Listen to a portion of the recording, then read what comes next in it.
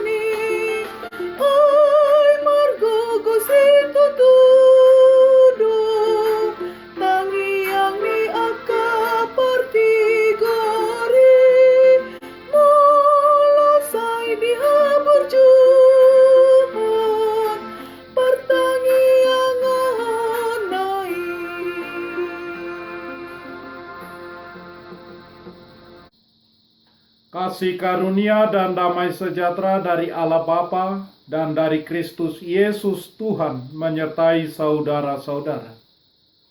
Amin. Saudara-saudara yang terkasih, firman Tuhan renungan harian Rabu 12 Mei 2021 dari kitab Amsal 15 ayat 8b mengatakan, tetapi doa orang jujur dikenannya.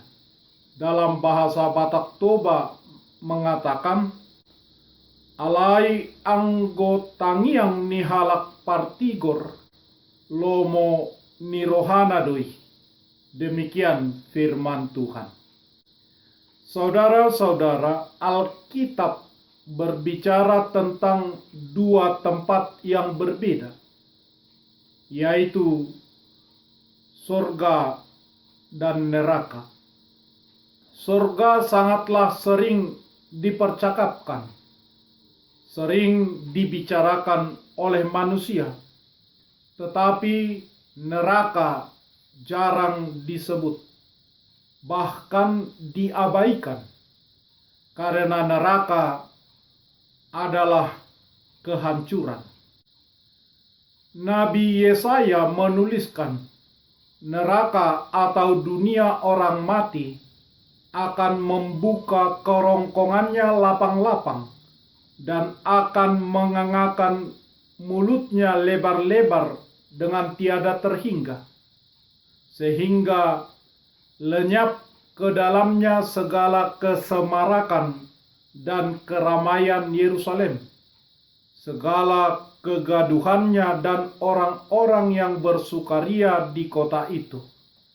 Yesaya pasal 5 ayat 14 sampai 15. Dunia orang mati dan kebinasaan terbuka di hadapan Tuhan. Lebih-lebih hati anak manusia. Amsal 15 ayat 11. Selama 3 tahun dalam pelayanannya, Tuhan Yesus memperingatkan murid-muridnya, memperingatkan para pendengarnya tentang siksaan neraka.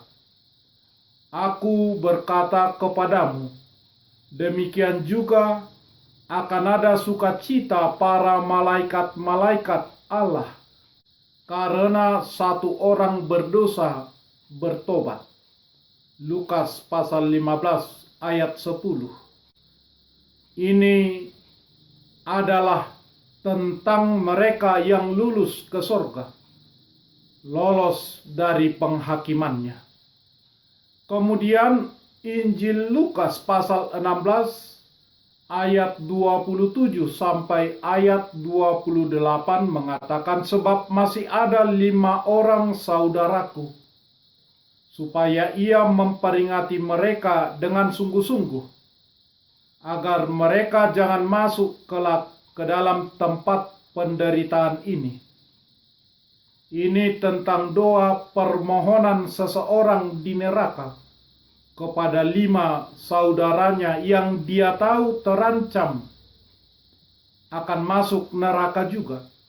Namun sudah terlambat baginya untuk mempengaruhi neraka dengan memperingatkan saudara-saudaranya. Neraka di mana tempat ulat tidak mati dan di mana apinya tidak padam.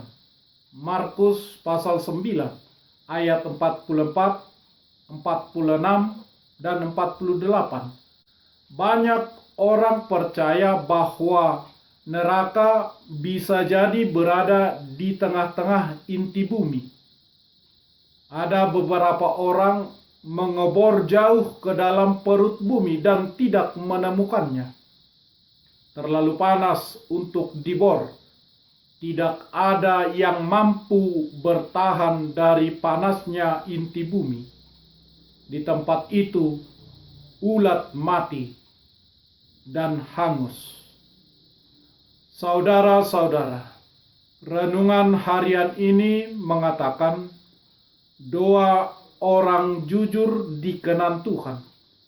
Orang jujur yang percaya kepada Tuhan mendapat belas kasihan Tuhan. Karena orang percaya dengan nyaring selalu berseru-seru kepada Tuhan. Dan dengan nyaring selalu memohon kepada Tuhan. Mazmur 142 ayat 40.